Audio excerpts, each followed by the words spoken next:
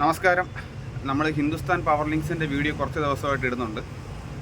നമ്മൾ പറയുകയും ചെയ്തിട്ടുണ്ടായിരുന്നു പല മാധ്യമങ്ങളും അത് മുക്കുന്നതായിട്ട്. ഓക്കെ, എന്തുകൊണ്ടോ അവരത് വലിയ പ്രാധാന്യം കൊടുക്കുന്നില്ല.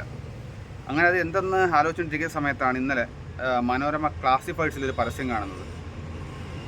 ഹിന്ദുസ്ഥാനിലേക്ക് ആളുകളെ ആവശ്യമുണ്ട്. ഓക്കെ, ഹിന്ദുസ്ഥാനിൽ നിയമനം എന്ന് പറഞ്ഞുകൊണ്ടായിരുന്നു അതിൻ്റെ ടൈറ്റിൽ. അവർക്ക് വേണ്ടുന്നത് 18-നും 28-നും വയസ്സിനിടയ്ക്കുള്ള ആളുകളെയാണ് ആവശ്യം. ക്വാളിഫിക്കേഷൻ പ്രശ്നമല്ല, ഓഫീസ് സ്റ്റാഫ് തസ്തികയാണ് പറയുന്നത്. ഓക്കെ, എന്നിട്ട് 20,000 തൊട്ട് 35,000 വരെയാണ് സാലറി പറയുന്നത്. അപ്പം ഇങ്ങനൊരു സംഭവം മലയാള മനോരമയുടെ ക്ലാസിഫിക്കേഷനകത്ത് നമ്മൾ കണ്ടു, കൊല്ലം എഡിഷൻ. ഇപ്പം മനസ്സിലായില്ല എന്താ കാരണമെന്നുള്ളത്. അപ്പം ഇവർക്ക് ഈ എന്താ പറയുക, എല്ലാ സ്ഥലത്തും ഇവരുടെ വേരുകളുണ്ട് ഈ കമ്പനിയുടെ. അതുകൊണ്ട് തന്നെ ആരും അവർക്കെതിരെ വാർത്ത പറയത്തില്ല. ഈ മലയാള മനോരമയ്ക്കകത്ത് ഇങ്ങനെ ഒരു വാർത്തയൊക്കെ ഇടുക എന്ന് പറയുമ്പം അത്യാവശ്യം ഇങ്ങനൊരു സംഭവം കത്തിരിക്കുന്ന സമയത്തെങ്കിലും അവർക്കത് ഒഴിവാക്കാമായിരുന്നു, ഇല്ലേ? അപ്പം അതിനകത്തോട്ട് എനിക്ക് തോന്നുന്നു മലയാളി മറുനാടൻ എക്സ്ക്ലൂസീവ് എന്ന് പറഞ്ഞ ചാനലിലെ ഒരു പ്രവർത്തകൻ അതിനകത്തോട്ട് വിളിച്ചു, നമ്പറിലേക്ക് വിളിച്ചു. ഓക്കെ, അതായത് തൊഴിൽ ആവശ്യക്കാരൻ എന്നുള്ള രീതിയിൽ കൂടെ ഒന്ന് വിളിച്ചു സംസാരിച്ച സമയത്ത് അവർ പറയുന്നത്, സംസാരിച്ച സംഭവം ഇതാണ്: ഡയറക്റ്റ് സെല്ലിംഗ് ആണ്, ബാഗ് എടുത്തുകൊണ്ട് ഇറങ്ങണം. ഓക്കെ, 3 മാസം ട്രെയിനിങ് ഉണ്ടെന്ന് പറയുന്നു. എന്നിട്ട് അവർ പറയുന്നത് സ്റ്റൈപ്പൻ്റായിട്ട് 15 രൂപ, അതൊക്കെ ചുമ്മാതാണ് കേട്ടോ. സ്റ്റൈപ്പൻ്റായിട്ട് 15 രൂപയ്ക്ക് കൊടുക്കും, അങ്ങനെയൊക്കെയാണ് അവർ പറയുന്നത്. ആനുകൂല്യങ്ങളെന്ന് പറയുമ്പോഴത്തേക്കും ഫുഡും അക്കോമഡേഷൻ എല്ലാം കിട്ടും. നമുക്കറിയാവുന്നതാണല്ലോ എന്താ അവിടെ നടക്കുന്നതെന്നൊക്കെ ഉള്ളത്. ഇപ്പം ഇത്രയും സംഭവം കത്തിരിക്കുന്ന സമയത്തും അവർ പരസ്യം ഇടുന്നു. അത് കൊടുക്കാൻ ഇതുപോലൊരു വർഷങ്ങളുടെ പാരമ്പര്യമുള്ളൊരു പത്രം തയ്യാറാകുന്നു എന്നൊക്കെ പറയുമ്പോൾ എന്താണ് അപ്പോൾ അവരുടെ ഒരു കോളെന്ന് ആലോചിച്ച് ചോദിക്കണം. മന്ത്രി ശിവൻകുട്ടി, അതായത് വിദ്യാഭ്യാസത്തിൻ്റെയും പിന്നെ ഈ പറഞ്ഞ പോലെ തൊഴിൽ വകുപ്പിൻ്റെയും മന്ത്രി ശിവൻകുട്ടി ഇപ്പം അതിനകത്ത് ഇടപെട്ടിട്ടുണ്ടായിരുന്നു.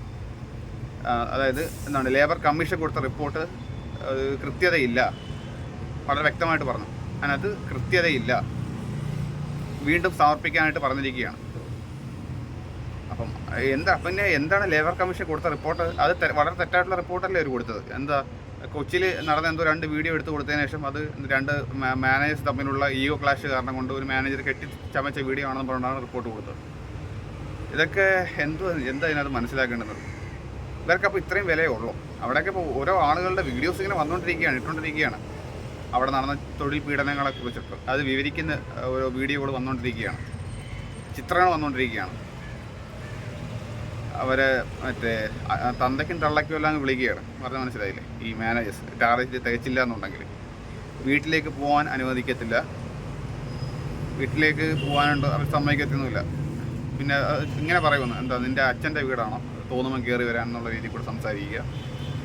പിന്നെ ഈ പറഞ്ഞ പോലെ നമ്മൾ ഇന്നലെ പറഞ്ഞിട്ടുണ്ടായിരുന്നു, സഹപ്രവർത്തകരുടെ, അതായത് പുരുഷന്മാരായിട്ടുള്ള സഹപ്രവർത്തകരുടെ അടിവസ്ത്രം കഴിവിപ്പിക്കുക സ്ത്രീകളെ കൊണ്ട്. അപ്പോൾ ഇതൊക്കെയാണ് അവിടെ നടക്കുന്ന പീഡനങ്ങളെന്ന് പറയുന്നത്. പിന്നെ അശ്ലീലം എഴുതിയ ഓരോ ടാഗ് തൂക്കുക. ഈ ടാർഗറ്റ് തയ്ക്കാത്തവർക്കാണ് കഴുത്തിൽ തൂക്കിയിട്ടുകൊണ്ട് നിൽക്കേണ്ടി വരിക. മോശമായിട്ടുള്ള ഓരോ വാക്കുകൾ എഴുതിയ രീതിയിൽ ഉള്ള. പിന്നെ ചാക്കിനകത്ത് കയറ്റി നിർത്തുക, ഉപ്പ് തീറ്റിക്കുക, കല്ലുപ്പിനകത്ത് മുട്ടുകുത്തി നിർത്തുക. ചിത്രവാദമോ? എനിക്ക് മനസ്സിലാവുന്നില്ല ഇവിടെ എന്താ നടക്കുന്നതെന്നുള്ളത്. എന്നിട്ട് പോലും എന്തുകൊണ്ട് ഇതിനൊരു വാർത്താ പ്രാധാന്യം കൊടുക്കുന്നില്ല? വളരെ കുറച്ച് യൂട്യൂബ് ചാനലുകൾ മാത്രമാണ് ഇപ്പം ഇതിൻ്റെ പുറകെ നിൽക്കുന്നത്. വളരെ കുറച്ച് യൂട്യൂബ് ചാനലുകൾ മാത്രം, അത് പ്രധാനപ്പെട്ട ആളുകൾ പോലും അത് ഇടുന്നില്ല എന്നുള്ളതാണ്. എന്താണ് അതിൻ്റെ കാരണമെന്ന് എനിക്ക് വ്യക്തമാവുന്നില്ല. ഇനി അവർക്കും വല്ലതും കിട്ടിയോ? ആലോചിച്ച് നോക്കണം. 10-30 വർഷമായിട്ടുള്ളൊരു കമ്പനിയാണ്. ഇവരുടെ സാധനങ്ങൾക്ക് ടാക്സ് പോലും ഇല്ലെന്ന് പറയുന്നുണ്ട്. ഓക്കെ, ഒരു ടാക്സ് ഒന്നും, അതായത് കണക്കില്ലാത്ത രീതിയിലാണ് ഇവർ വിറ്റുകൊണ്ടിരിക്കുന്നത്, സാധനം ഇറക്കിക്കൊണ്ടിരിക്കുന്നതുമല്ല. എന്നിട്ട് ഇവിടെയുള്ള GST ഡിപ്പാർട്ട്മെൻറ്റോ ഇൻകം ടാക്സിനോ അവർക്കൊന്നും അതിൻ്റെ പുറകെ പോകാൻ നേരമില്ലാത്തത് കൊണ്ടാണോ എന്തുകൊണ്ടോ ഈ വാർത്ത മുങ്ങിപ്പോവുകയും ചെയ്യുന്നുണ്ട്. എന്നാൽ പലയിടത്തു നിന്നായിട്ട് ഈ ചെറിയൊരു യൂട്യൂബ് ചാനലുകളാണ് അതിനെതിരെ പ്രതികരിക്കുന്നത്. അല്ലാണ്ട് വമ്പൻ ഈ പറഞ്ഞതുപോലെ വലിയ മുൻതരയിലുള്ള വാർത്താ ചാനലുകളോ അല്ലെന്നുണ്ടെങ്കിൽ പത്രങ്ങളോ ഒന്നും അതിന് വേണ്ടത്ര പ്രാധാന്യം കൊടുക്കുന്നില്ല.